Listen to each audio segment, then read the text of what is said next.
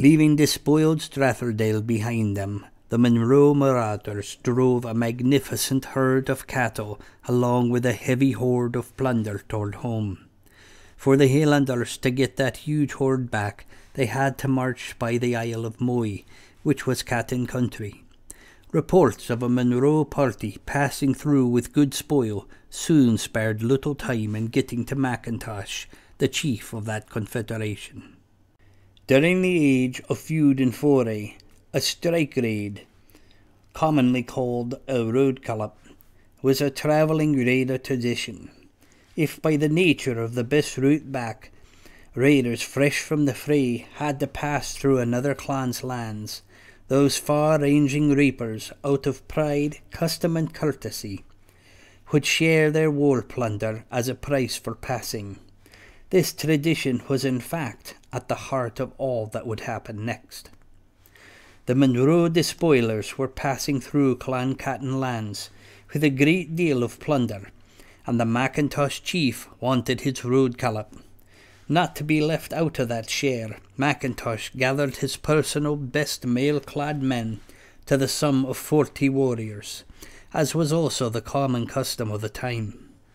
He and his war party moved to meet the Monroe raiders near a river crossing. There the two clan leaders paused to negotiate the cut and take of the plunder. John, the Tutor of Fowlis, offered the Macintosh his full and fair reward. The bold Monroe's road gallop added up to the sum of 24 heifers and 1 bull.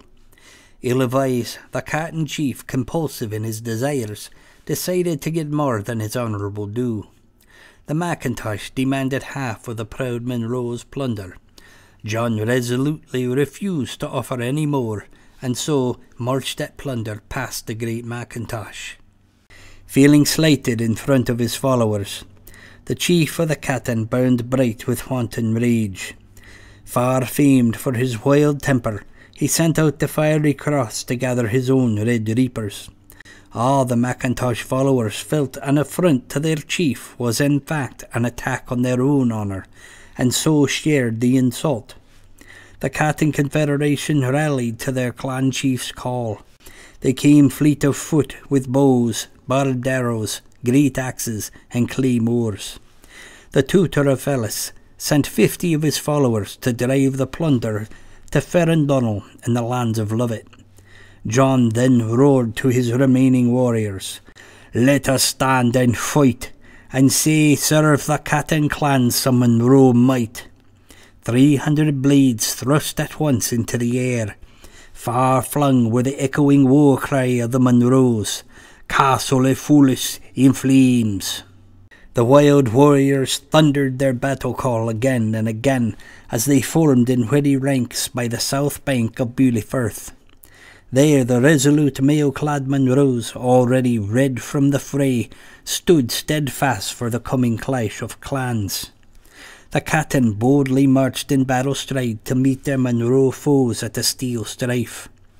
The Macintosh chief, brave and bold as all leaders must be, bellowed to his followers, "Clan Chattan! Clan Chattan! Clan Chattan!"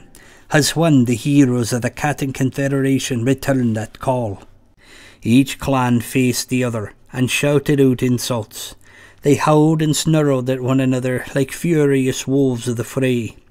Pipes began to echo across the Beauly Firth, and with that long-loved drone their glory frenzy grew. The pipers played the wonderful war songs of their courageous clansmen, and to those tunes the wild Highlanders frothed hot for the fray.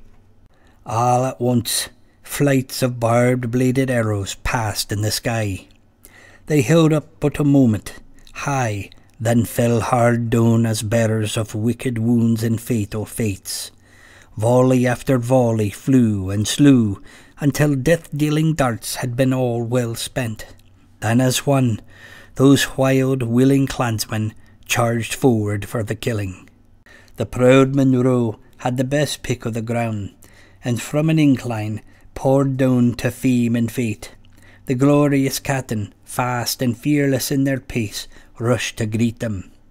With a resounding impact, the hard-hearted Highlanders clashed. Furious at the forefront they fought, with hot red carnage. Limbs flew and bold men fell slaughtered by axe and sword blows. Quick wicked blades were brought down hurled on helmed heads. Warriors savage with their claymore craft sent mail-clad men clasping crimson stumps where their legs once had been. The conflict was a cruel and resolute reaping of souls. Fearless fighting clansmen roared, cursed, and cried aloud, giving their heeds and limbs as warfare's grim gifts. The Macintosh chief, first to the red front, wielded his weapon free of all mercy. He heaped corpses at every stroke. His killing claymore need never go to the same place twice. The Chattan warrior brought to the mail-clad Monroes a relentless sword song. He roared as a hard-hearted lion among Highland warriors.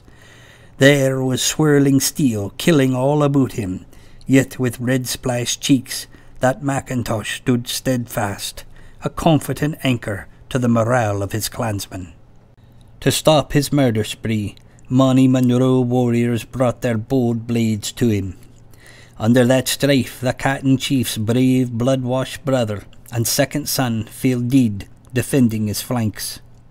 Then a determined sword stroke caught and killed the mail-clad Macintosh. Hot in his temper, quick to pass the wine horn, fearless in the red fray, the mighty Macintosh's soul slipped away.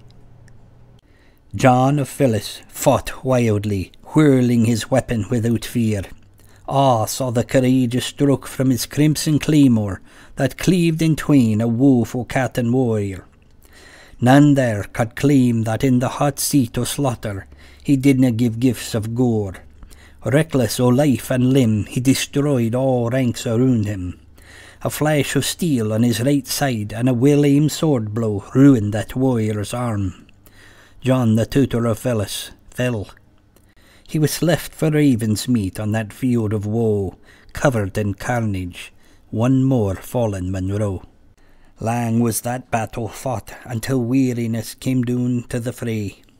The Monroe held fast in that fight, and with blue blades splintered their foes' formation. Bards still sing of 200 Chattans cut down, and many mail-clad Monroes who were left laid in red ruin. The Battle of Clochnairry was hard fought on both sides, but in the end the Monroe clan carried the day. The Chattan, after suffering so many losses, gave up the fight and fled for their lives. John was left for dead on that field of fallen warriors. Mighty men lay all around him, ready for the raven's beak. For many a day mourning lasses moved through the corpses, seeking lost or slain fathers, brothers, and lovers. Among those woeful women was an old wandering widow, who by chance found the Tutor of Fowlis sorely leaking red, with his arm wrecked and in ruin. She, with the aid of others, took John the Tutor to the Lord of Lovat. There the great Fraser had John's woeful wound healed with herbs, thyme, and tender care. The Tutor of Fowlis long laid under the aid of Lord of Lovat, and from that lengthy cure came a foundation of friendship and an alliance between the Frasers and the Monroes of Fowlis. In time, John healed from his wounds, though not entirely whole.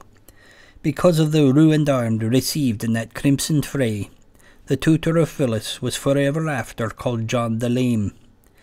He lived a long and prosperous life after that furious fight. John survived many years with a mutilated arm to ever remind him of pride and plunder. His descendants were later to become the Monroes of Milton.